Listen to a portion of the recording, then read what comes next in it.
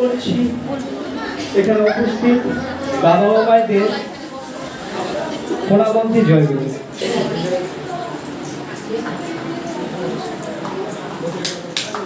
বিশ্বজননী মাতা মনমোহিনী দেবীর জন্মজয়ন্তী, অর্থাৎ তিনি নরনারায়ণকে তার গর্ভে ধারণ করেছেন, অর্থাৎ তিনি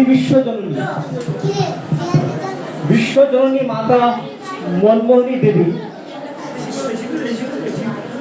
শ্রী ঠাকুর যতদিন সশরীরে ছিলেন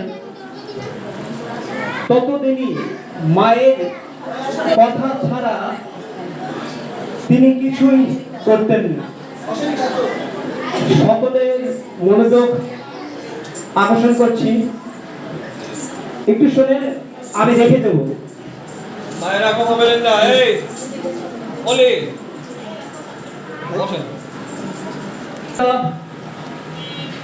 পৃথিবীতে এসেছেন, অর্থাৎ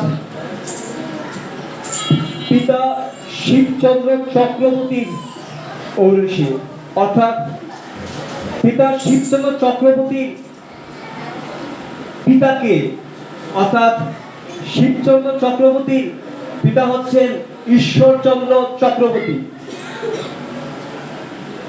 তার মাতা হচ্ছেন মৃন্ময়ী দেবী।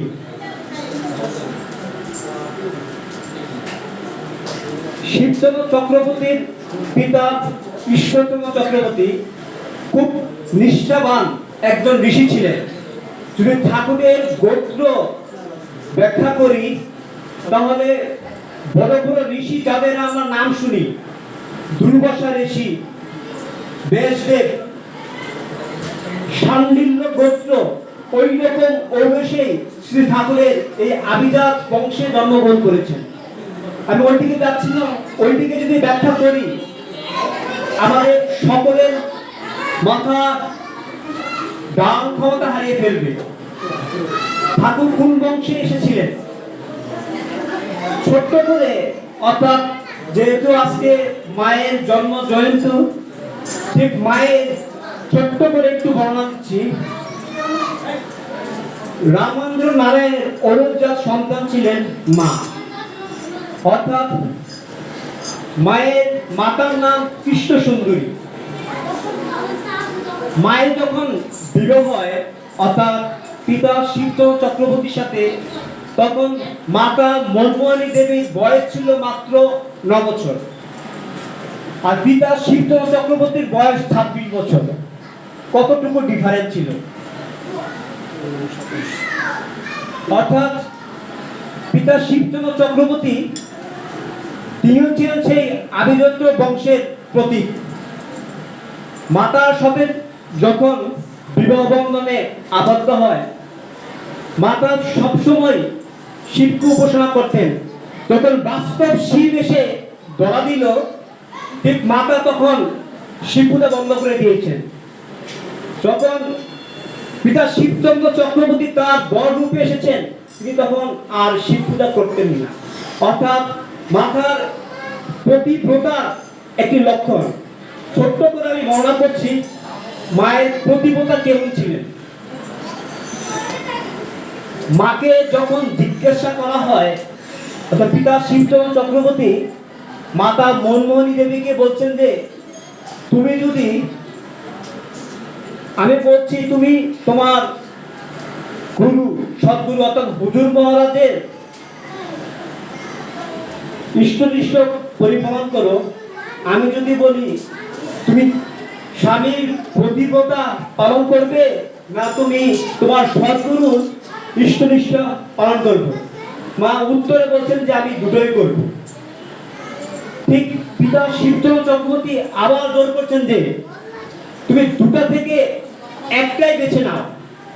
ঠিক তখন মাতা বলছেন যে আমি সদ্গুরুকে বেছে নিব।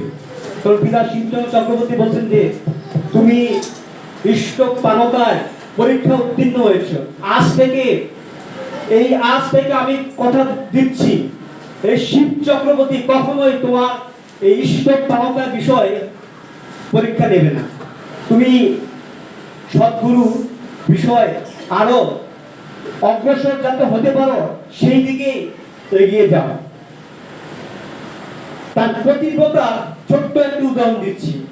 মাতা এই রকম প্রতিব্রতা ছিলেন। সকলে একটু মনোযোগ সহকারে শোনেন। মা কেমন প্রতিব্রতা ছিলেন?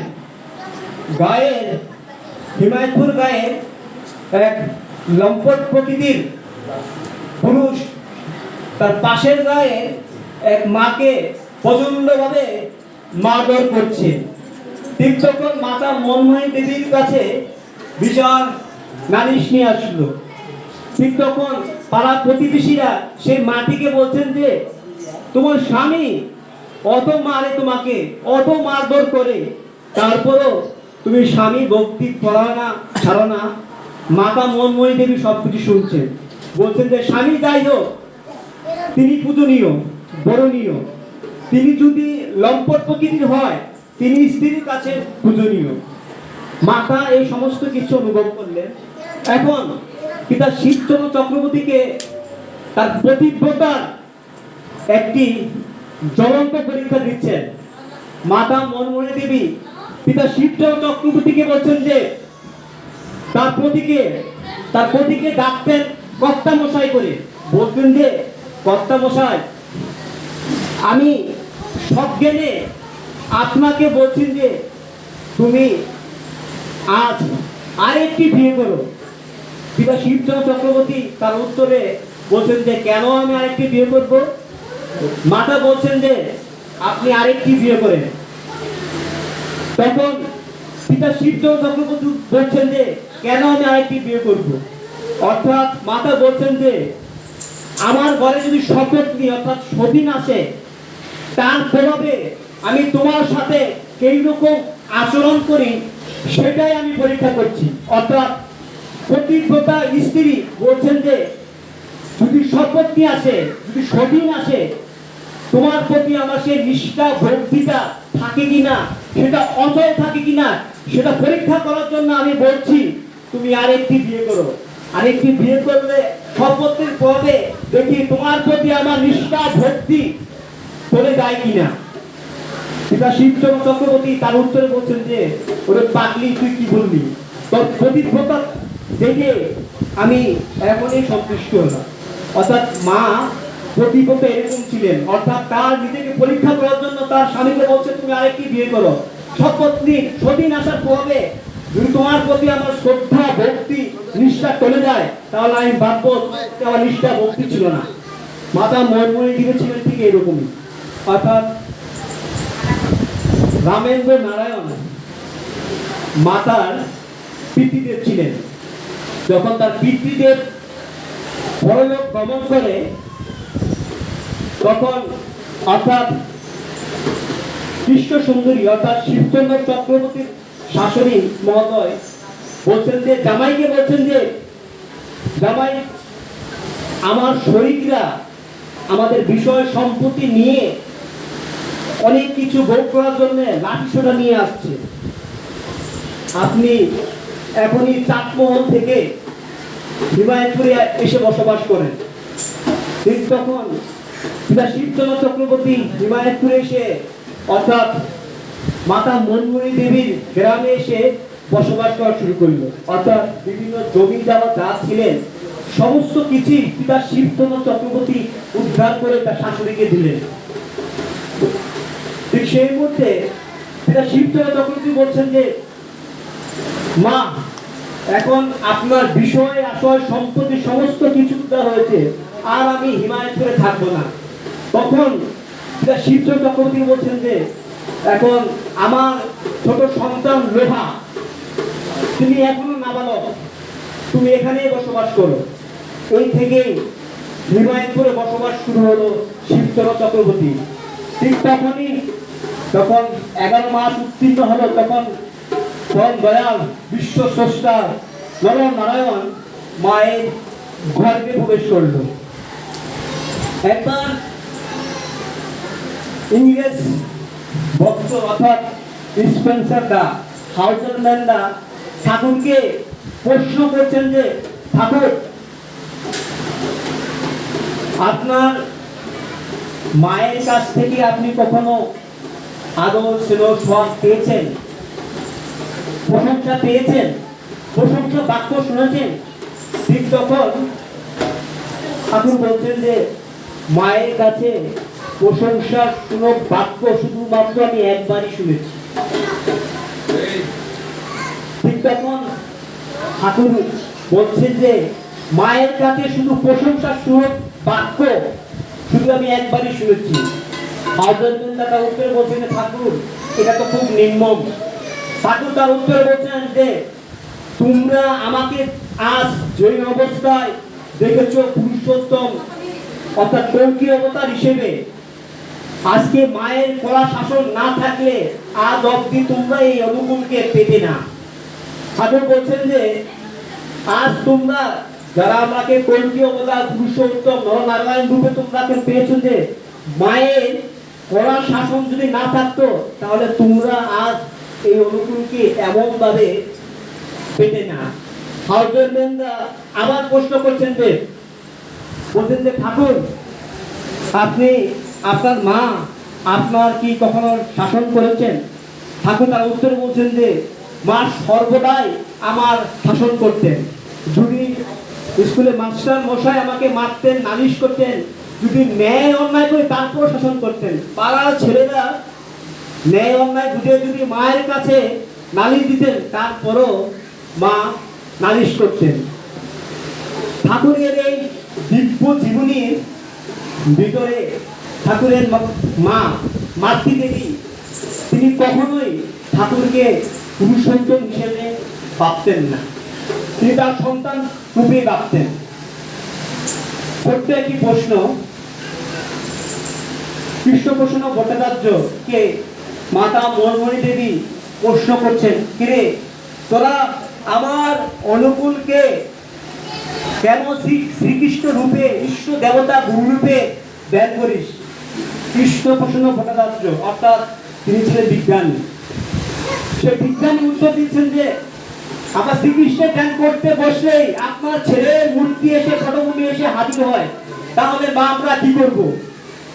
তারপরে মা সন্তুষ্ট হলেন না, বলছেন যে যদি হয় তাহলে করতে থাক। ঠাকুরের যখন বাপ সমাধি অবস্থায় হতো তখন অন্তমরা, কিশোর মোহন, নফল ঘোষ তাদেরকে টিকা দিত, জ্বলন্ত আগুনের টিকা দিত। এটা মাতা মনমোহনী দেবী শিখিয়ে দিত। শুধু তাই নয়, বালতি ভরা জল নিয়ে এসে বেড়ে দিত। মাতা মনমোহনী দেবী এগুলি শিখিয়ে দিত। একবার ঠাকুর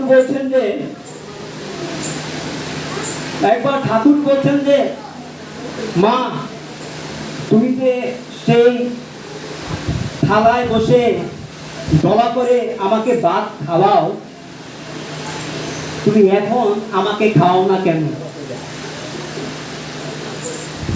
এই কথা উত্তরে মাতা বলছেন যে কি করে খাওয়াবো?